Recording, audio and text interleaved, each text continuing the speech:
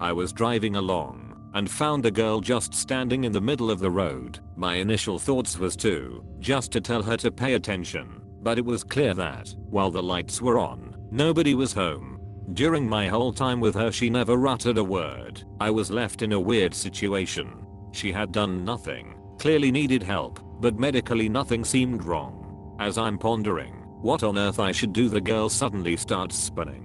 Now spinning is not illegal, and I'm starting to think this girl is one of those protesters that wind up police. I've dealt with Troll Station before, so I think crack on, spin to your heart's content. Then she loses her balance and falls, whacking her head on the side of the police car. Great. So I call an ambulance, but she seems fine. Still not talking, but she is looking up at the sky. It's a nice day, so fine, enjoy the sun. I do some writing and look back at her now bright red face and watering eyes and realize she is trying to damage her retinas by forcing herself to look directly at the sun. That's a new one on me, so now I'm holding a book or something above her to shield her eyes. Ambulance arrives and we get to hospital, and now she has forgotten how to walk. Now I'm 99% sure she is a wind-up merchant, but I get her a wheelchair. In the wheelchair she strikes up a I'm a little teapot pose and keeps it up for the next hour. Zero movement, just frozen with her arms out. So I now have 3 potential situations. 1, she is pretending to be frozen in time. 2, she is suffering from a mental health issue. 3, she has been possessed. By now I'm convinced it's the latter, but I section her and leave her with professionals. A week later I call the hospital and they tell me she is still frozen. My brother is a deputy, and at the time I worked as an EMT for a few small towns in northeast Colorado. I frequently went on ride-alongs with him while waiting for 911 calls to come in. This took place in Amherst, Colorado. The town is very small. Amherst has about 50 people, a church, some houses, a grain tower, and a park. It was about 3 AM and we were about to call it a night. As we were making our last check on Amherst, we noticed movement at the park, but couldn't tell exactly what was going on because it was pitch black. We drove up and stopped alongside the dirt road, flipped on the spotlight, and as we moved the light around the park it finally settled on the back of a young girl, maybe 13, sitting on a swing with her back facing us. We left the spotlight on her. She wasn't moving. She just sat there facing away from us, looking down at the ground. Needless to say, it was a very creepy situation. We both looked at each other with that face you would make when something is out of the ordinary. I quickly suggested that we should call her over using the PA system. He agreed. As we looked back over, she was gone. I mean, no signs of anyone anywhere. The park was in a wide open area. She couldn't have gotten out of sight in the amount of time that we had our exchange of words. I remember saying, should we get out and look for her? Maybe she hid behind one of the park toys or something. My brother just looked at me and said hell to the no and drove away. It still creeps me out to this day.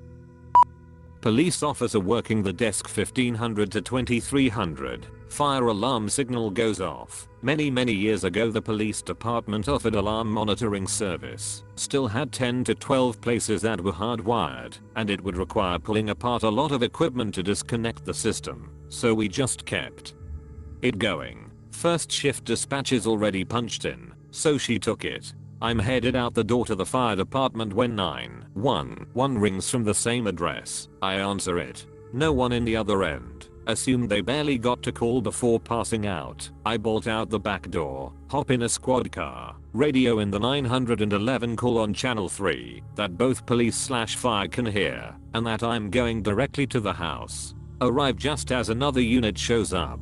No signs of smoke, no sign of anything. Older woman comes walking up the street pushing a wheelchair with an elderly lady, her mother. They live there and just went out for an early evening stroll before dinner. Tell them what we have going on. Nobody else lives there, and as far as the elderly lady can remember, the alarm was disconnected from the house years ago during some renovations. They don't have any alarm system either, just a couple of smoke/fire detectors. We do a walk around the house, get to the back door off the kitchen, and you can clearly see and smell gas. We turned off the gas at the main, set up some fans to air it out, and find a cracked gas line going to the oven. Daughter said she spilled some coffee she was making for their walk, and had to move the oven a few inches to clean. Probably broke the line pushing the oven back in. Nothing else in the house is disturbed, and both phones are on the hook. Fire chief shows up about 15 minutes into the call. He goes over to the two ladies and gives them both a hug. He's nearly in tears. The elderly lady in the wheelchair, her husband was the fire chief 60 plus years ago for our department. The daughter, her husband passed away a few years ago. He was also a member of our department. Never believed in ghosts or spirits, but that call made me think maybe people who spend their lives doing good are allowed by some power to look over their loved ones every so often. Crazy old woman called because she heard someone repeatedly banging on her front door and garage door. It's after midnight and I get there, and the house is in the middle of the woods with nothing around for miles. I talk to the lady, and she insists I check her large shed out back. So I open the shed door and peek in with my flashlight, and the entire shed is filled with creepy large homemade dolls. They're each probably like 2 to 3 feet tall and sitting upright facing the door. The hair on my neck went up for a minute. I didn't truly believe that something supernatural was going on, but dolls are just really fucking creepy.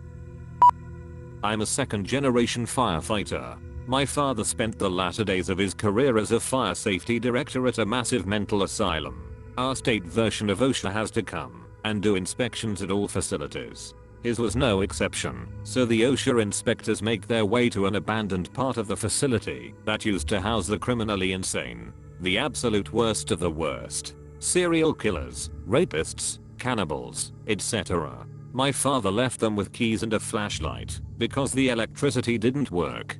The inspectors were radioing back to my father that they kept hearing talking and footsteps, which was impossible. Not even squatters could move around because each section is isolated with locked doors to prevent escape. Eventually, the inspectors give up and actually flee without finishing. My dad decides to stick around and check the alarm boxes. They didn't. As he is checking one of the alarms, he feels as if someone is watching him from down the hall. As he looks, a shadow forms with a head, shoulders, torso but no legs and just 2 holes where there should be eyes. My dad noped the hell on out of there. Since the hospital has shut down, it has been on Ghost Adventures, Ghost Hunters and a myriad of other shows and movies. My dad has been in some of them. Jason from Ghost Hunters called it the scariest place he's ever investigated. Fire/EMS here. This is not my story. It happened on a different shift, but captain working overtime with us one day told it to us, and it creeped me out. The captain was on the first due engine company that was dispatched to a residential fire alarm in the middle of the night. Our dispatch protocols require us to send the first due unit emergency to a fire alarm, while the second due engine and ladder company respond routine. We go to tons of fire alarms and 99% of the time they are caused by a faulty system or burnt food, so we usually don't get too worked up over them. Anyways, as they approach the neighborhood they see the orange glow in the distance, and when they get on scene they find a 4,000 square foot house with heavy fire showing on the rear and that had already broken through the roof. The call was then upgraded to a working structure fire and more units were dispatched to assist. The captain of the first due stayed on the outside the whole time. He was incident commander until the 1st battalion chief arrived on scene and took over, and then he assumed the safety role. So, he's on the outside, in radio contact with crews that are inside fighting the fire. After the bulk of the fire had been extinguished, and as operations were winding down, the captain sees smoke inside a second-story window and asks crews inside to go inside the room on the B/C corner to make sure the fire hadn't spread to the other side of the house. The crews search for a few minutes and radio back, "There's no room there, sir." The captain is a bit confused as he is staring at what is clearly a window that is attached to a room of some sort. He relays detailed instructions of where the room should be to the crews inside, and they again advise that they can't find anything. Incredulous, the captain asks the incident commander for permission to go inside of the structure so he can show the interior crews exactly where the room in question is. His request is granted, and he goes inside, walks up the staircase, and walks towards the corner in question. There's no room there, just a hallway with a corner. No doorway, no window, no room. Knowing that there has to be something behind the wall, they breach the drywall and crawl through to find a child's bedroom. The bedroom had a dresser, a desk, and a perfectly made bed that looked as if it hadn't been disturbed in years. For whatever reason, the owners of the home decided to wall off the bedroom and leave it just as it was, untouched and inaccessible. The captain said it was one of the strangest and eeriest things he had seen in a while. Cop. Real cool. I have been on patrol for several years and love stuff like this. I had a backup officer with me who witnessed everything. Dispatch sent me to a call in a mountain area late one night. Dispatch said the caller reported several people holding a baby above their heads and chanting while standing on her property. The call sounded ridiculous, and I smirked as dispatch gave the details. I arrived at the proper address after driving about 20 minutes along a mountain road. There is not much else up here, and it was extremely quiet. No one walks around out here, and there aren't very many cars driving this late. I walked along a gated driveway, through a light wooded area. I found the caller's house with 2 dim lights near the front door. The house was surrounded on 3 sides by heavy woods. I felt a little uneasy just looking at the house. I knocked on the front door of the house while standing on a large patio. I heard something move to my left, which startled me because it was close. It sounded like a person, something big. I looked to the left and used my flashlight to light up the patio. I didn't see anyone. I continued to knock. I could hear 2 voices inside the house. I clearly heard a male and a female. This made me feel a little better. I thought I heard someone on the patio, but it must have been someone inside. The female eventually opened the door. She was terrified, almost crying. She asked me to come inside and to close the door. She led me to the living room, where I saw a very cheap security monitor, almost like a baby monitor camera setup, with audio and video playing. The camera setup only provided a live feed. The camera was positioned to view the front door and patio area, where I was just standing. The audio was silent as I watched the monitor for a few seconds. The woman began to explain when I interrupted and asked where the male was inside the house. I heard his voice. She looked confused and said she was here alone. I was surprised because I know for a fact I heard a male's voice when I knocked. I asked her several times and initially thought she was lying to me. My partner checked the house and did not find anyone. The woman said she was reading while sitting on the couch when she heard something over the security camera. She looked at the display and saw 2 people on the patio, standing at the front door. She heard knocking at the door and called the police. I looked at the monitor, and although it was low quality, I could see the patio and front door area with decent clarity. As the woman continued to explain, the audio on the monitor went from quiet to extremely loud. We all stopped talking. The caller was shaking. I looked at the monitor, but didn't see anyone.